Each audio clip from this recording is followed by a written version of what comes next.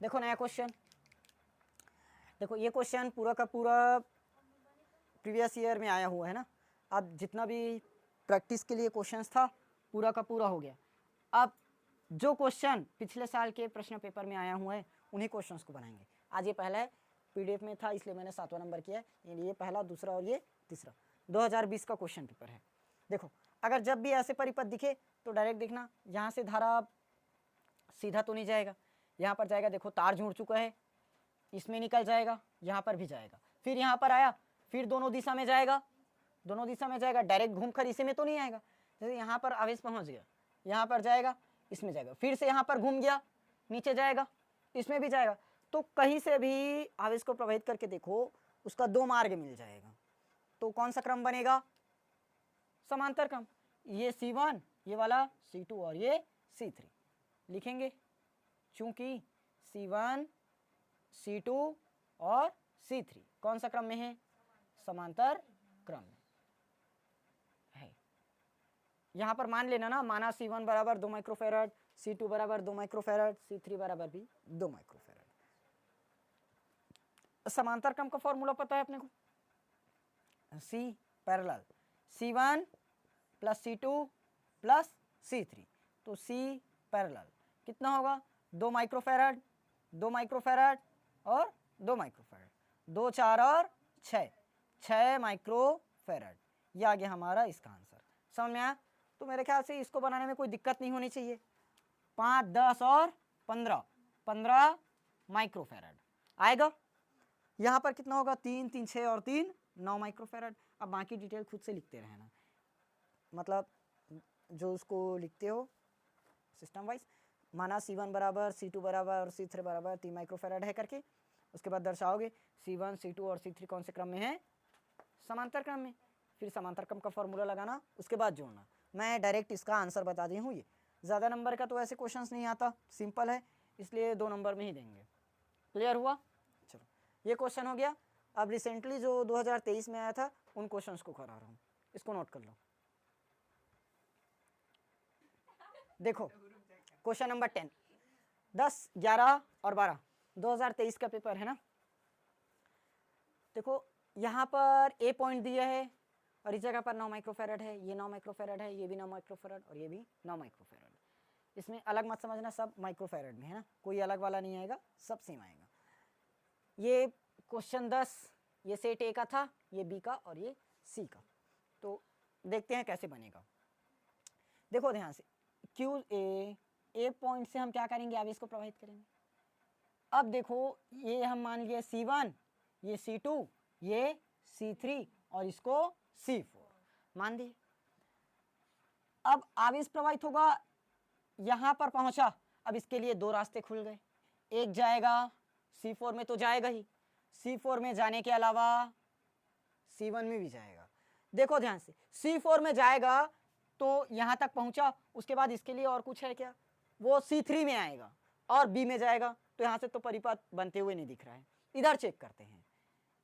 C1 में गया, C1 में जाने के बाद ये घूमकर और किस में आएगा? C2 में आएगा। और यही वाली जो आवेश है घूमकर किस में जाएगा? C3 में जाएगा। अब ये डायरेक्ट मिलेगा कहाँ?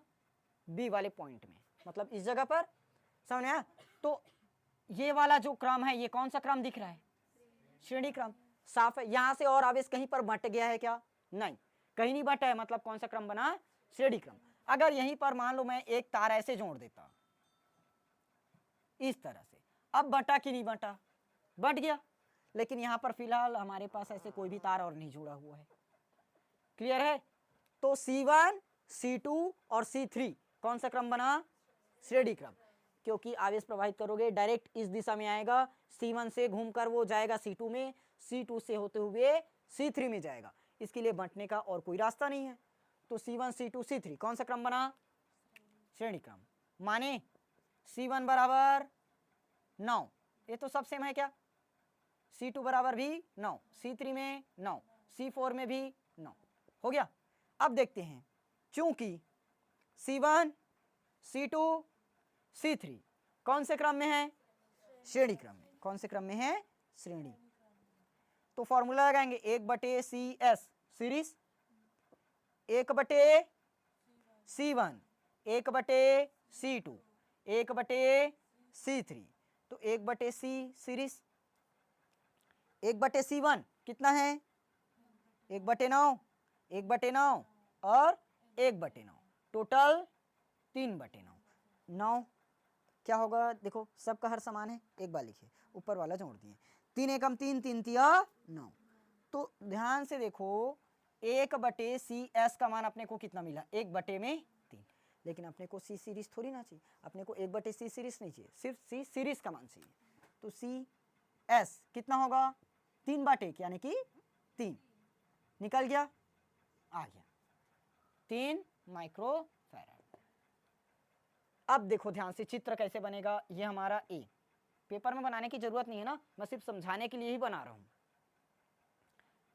इस जगह पर कितना जुड़ा है 9, यहां पर हमारा कौन सा पॉइंट B पॉइंट, यहां से पूरा इस ये पहला ये दूसरा और ये तीसरा, तीनों को हमने सॉल्व किया तो वो निकला कितना 3, कितना निकला 3, समझ में आया। अब देखो ध्यान से 9 और 3, ये हमारा C सीरीज और ये C4, अरे ये C4 है ना और ये CS निकला है, ये दोनों कौन सा क्रम दिख रहा है, एकदम सिंपल है, यहां से आवेश बढ़ चुका है मतलब समांतर क्रम, तो 9 और 4 9 और 3 12, तो डायरेक्ट जोड़ सकते हैं C4 व CS कौन से में है समांतर में, तो फॉर्मूला लगाएंगे C बराबर C पैरेलल ना, C4 प्लस CS 4, कहाँ 4 बोल रहा हूँ बार बार, 3 प्लस 9, 9 और 3 12 माइक्रोफैराड। समझ में आया कि नहीं आया, क्लियर है। तो अब इसको भी अपन सॉल्व करके क्या ला दिए 12 माइक्रोफैराड। क्लियर हुआ, पेपर में इतना लंबा चौड़ा बनाने की जरूरत नहीं है, यहां तक बनाओगे उसके बाद डायरेक्ट बोल देना CS और C4 कौन से क्रम में है समांतर क्रम में, इतना डबल चित्र बनाने की जरूरत नहीं है। ये क्वेश्चन आया था 2 या 3 नंबर में ही आया था।